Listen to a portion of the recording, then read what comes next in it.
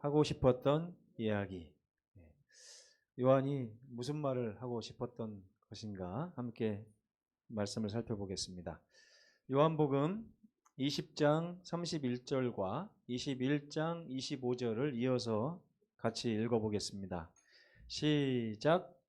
오직 이것을 기록함은 너희로 예수께서 하나님의 아들 그리스도이심을 믿게 하려 함이요 또 너희로 믿고 그 이름을 힘입어 생명을 얻게 하려 함이라.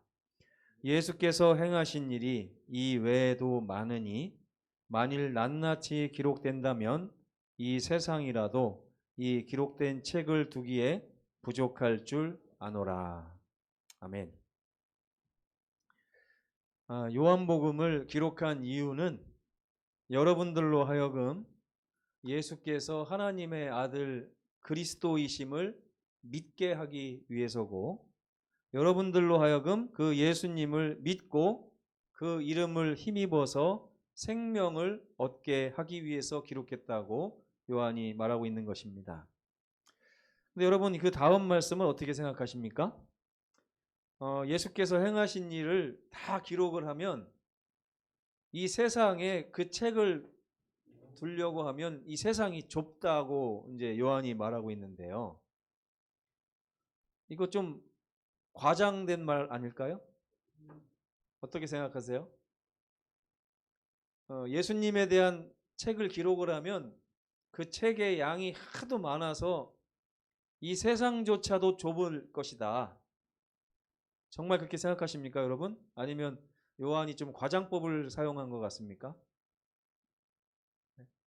제가 처음에 이 말씀을 읽을 때 참 요한이 뻥을 쳐도 참 세게 친다, 이런 생각을 했었는데, 예수님에 대해서 이렇게 묵상하고 그분에 대해서 알면 알수록 우리 찬미가 가사가 정말 맞구나 하는 생각을 해봤어요.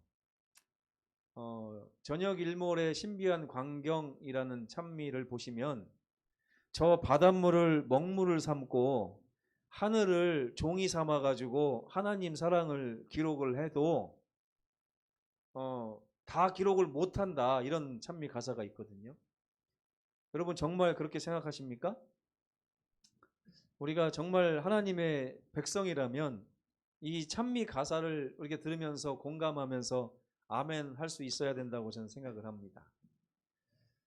이런 이야기들을 좀 할 텐데요. 오늘 요한이 무슨 말을 요한복음을 통해서 하고 싶었는가? 사실은 요한복음의 주제가 무엇인가를 좀 다뤄보려고 하는 것입니다.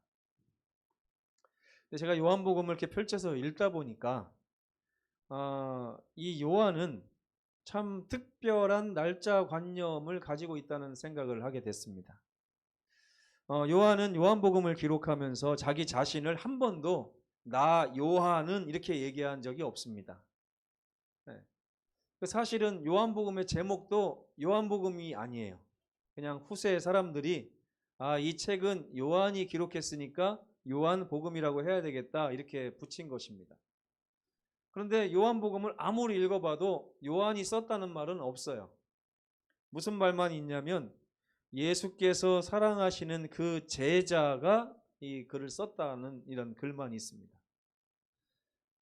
보면은 요한은 자기 자신을 어떻게 소개를 했냐면 예수께서 사랑하시는 그 제자가 바로 나다, 이렇게 이야기를 하고 있는 것입니다.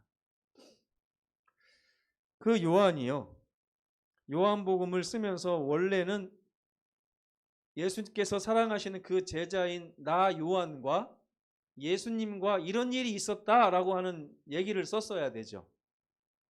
그런데 요한복음에는 요한의 이야기가 별로 나오질 않습니다. 요한이 쓴 요한복음에 요한의 이야기가 나오지 않고 다른 사람의 이야기가 나오는 거예요.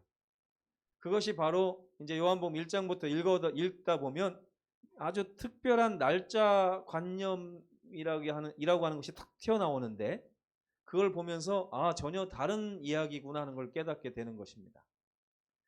요한복음 1장 29절에 보면요, 이튿날이라고 하는 단어가 나옵니다.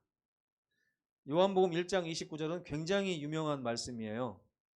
보라, 세상 죄를 지고 가는 하나님의 어린 양이로다라고 하는 외침을 침례 요한이 만민 앞에서 선포하는 장면이 나오는데, 그 침례 요한이 예수님에 대해서 선포한 그 날을 요한이 뭐라고 표현하냐면 이튿날 이렇게 표현하는 거예요. 이튿날. 이튿날은 기준점이 언제입니까? 언제를 기준으로 하는 거예요? 바로 어제죠. 어제. 그 어제를 기준으로 해서 요한이 이튿날 이렇게 얘기하는 거예요. 그래서 요한복음 1장 29절 이전을 읽어보면 그 어제가 무슨 날이냐면 예수께서 이렇게 나타나신 날이에요. 나타나셨을 때 침례 요한이 예수님을 보면서 내 뒤에 오시는 이분은 아주 하나님께서 약속하신 메시아이신 분인데 내가 그분을 너희에게 소개한다 그러면서 요한이 말하는 장면이 나와 있습니다. 그 침례 요한의 이 말 가운데 예수님을 선포하는 장면이 나오는데 그 사도 요한이 그 자리에 있었던 거예요. 그래서 예수님에 대해서 처음 들었던 그 날 이튿날 지나갈 때 예수께서 오시자마자 사도 요한이 뭐라고 얘기합니까? 침례 요한이 보라 세상 죄를 지고 가는 하나님의 어린 양이로다. 그 요한의 날짜의 기준점이 언제예요? 예수님을 처음 알게 된 날을 기준으로 해서 이튿날 이렇게 얘기하고 있는 것입니다. 그러니까 요한이 요한복음에서 강조하고 싶은 날이 있어요. 그 날이 무슨 날이에요? 예수님을 처음 알게 된 날. 그래서 그 35절에 가보면 또 무슨 말을 하냐면 또 이튿날 이렇게 얘기해요. 또 이튿날. 그래서 예수님을 만난 날을 기점으로 해서 이튿날 또 이튿날 이렇게 계산을 해 나가는 것입니다. 그런데 43절에 가보면 또 이튿날 이렇게 얘기를 해야 되는데 요한이 이날도 뭐라고 얘기하냐면 이튿날 이렇게 얘기를 해요. 그래서 무슨 다른 기준점이 생겼나 보다라고 생각을 해서 제가 살펴보니까 이 43절 전에 어떤 일이 있었냐면 예수님의 제자 가운데 누가 소개가 되냐면 베드로가 소개가 되는 거예요. 베드로를 예수님께서 처음 만나시고 이름을 이제 게바라 하리라 이렇게 하면 베드로의 별명을 지어주는 날입니다. 그 날을 기점으로 요한이 그 다음날 뭐라고 표현하냐면 이튿날 이렇게 표현하는 거예요. 2장 1절에 가보면 사흔날 이렇게 표현합니다. 또 다른 기준점이 생겼죠. 두 번째 기준점이 뭐냐면 베드로를 처음 알게 된 날이 기준점이 되는 거예요. 그래서 요한복음을 가만히 보니까 요한복음의 기준점은 예수님을 처음 알게 된 날 그리고 베드로를 처음 알게 된 날을 기준으로 날짜를 계산했더라고요. 가만히 연구해 보니까 요한복음은 예수님과 베드로의 이야기라는 사실을 제가 알게 된 것입니다.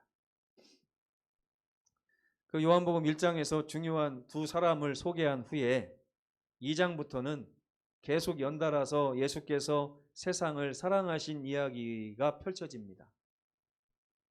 4장에 가면 니고데모를 사랑하신 예수님. 그죠? 3장에. 그리고 4장에 가면 사마리아 여인을 사랑하신 예수님. 또 왕의 신하를 사랑하신 예수님. 7장에 가면 베데스다 병자를 사랑하신 예수님. 8장에 가면 가늠한 여인을 사랑하신 예수님. 또 날 때부터 맹인된 사람을 사랑하신 예수님. 또 나사로 남매를 사랑하신 예수님의 이야기가 요한복음에 계속해서 나옵니다. 그 요한복음은 어떤 이야기냐면 예수께서 사람을 사랑하신 이야기가 계속 나오는 거예요. 그래서 요한은 말합니다. 하나님이 세상을 이처럼 사랑하사. 이 말 요한복음 3장 16절의 유명한 말씀이 이 요한복음 전체를 표현하고 있는 것입니다.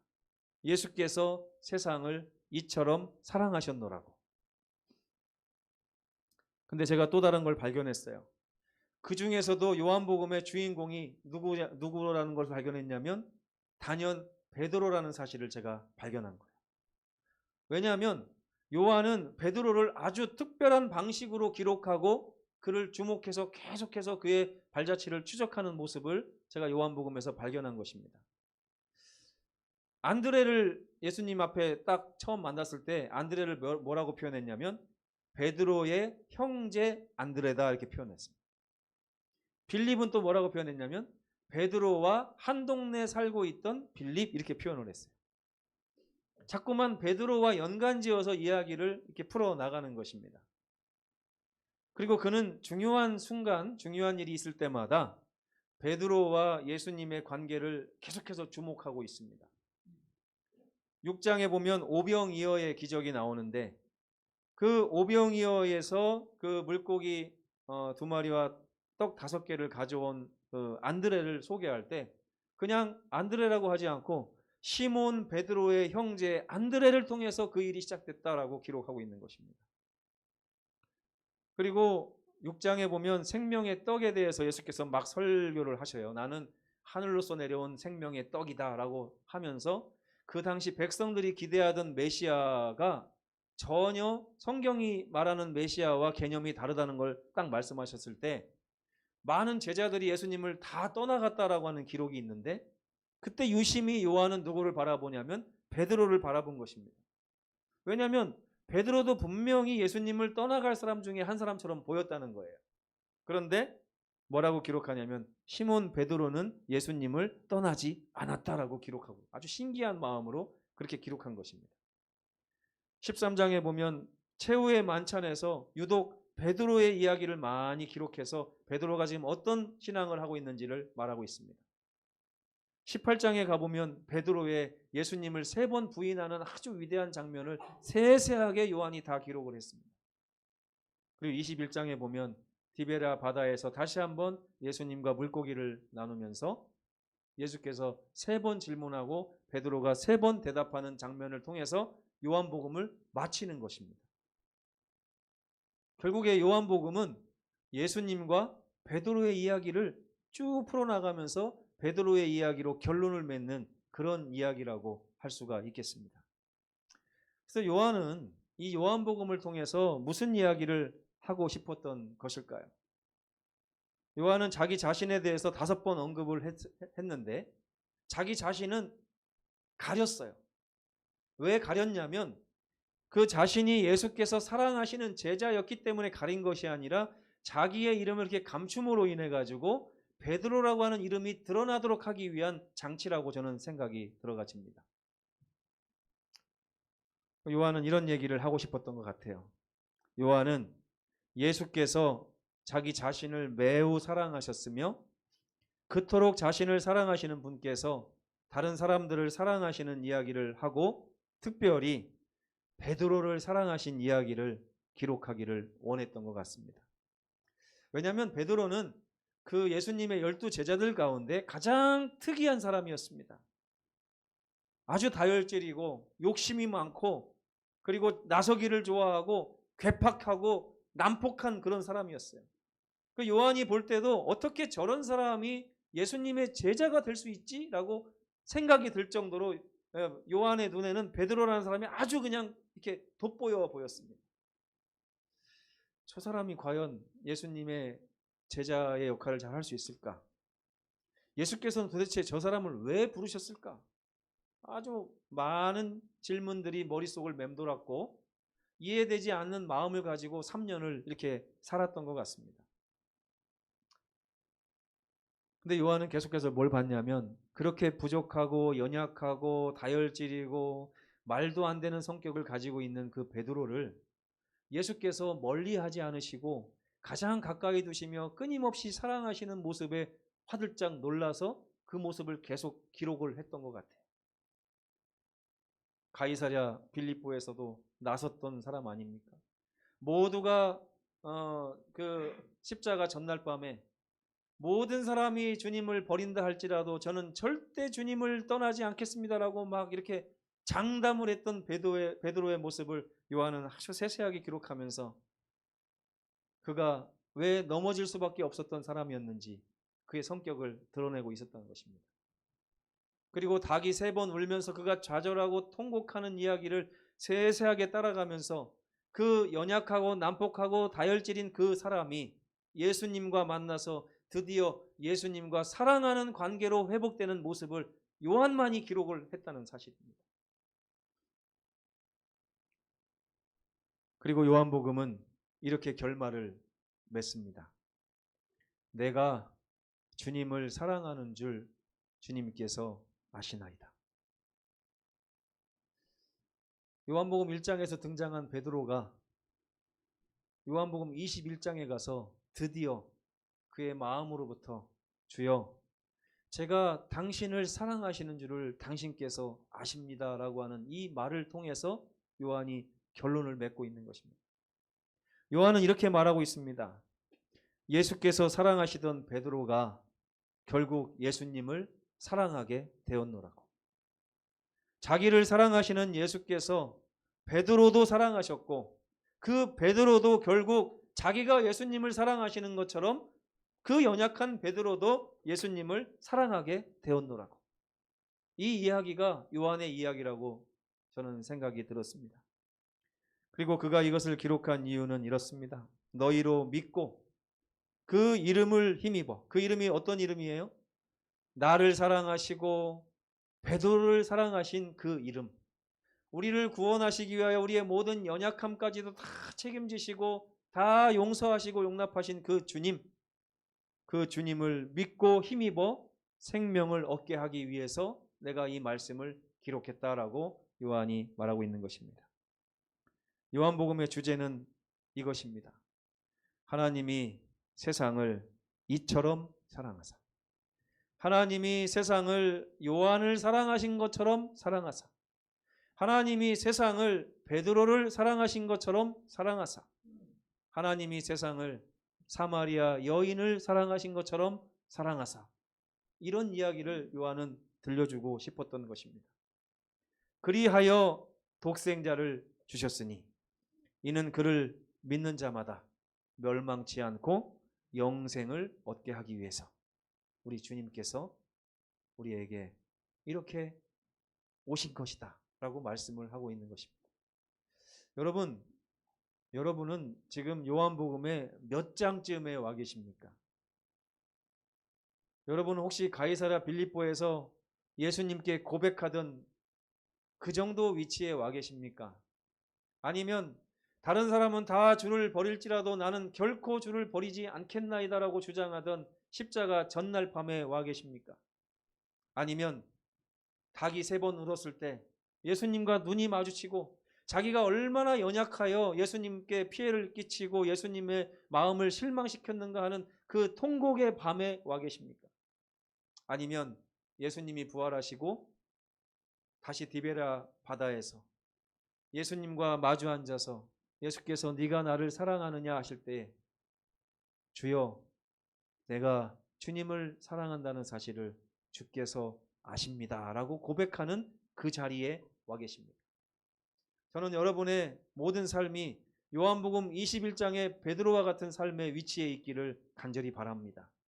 오늘 이 시간에 주님께서 나를 사랑하신다는 이 귀한 기별을 마음에 새기시고 베드로처럼 모든 것을 다 내려놓고 나처럼 연약한 사람도 주께서 부르셨으니 저는 주님의 부르심에 응답하여 주님과 사랑하는 자녀의 삶을 살기를 원한다고 하는 고백을 우리 하나님 앞에 드리시는 우리 모든 성도들 되시기를 간절히 바라면서 말씀을 마치겠습니다.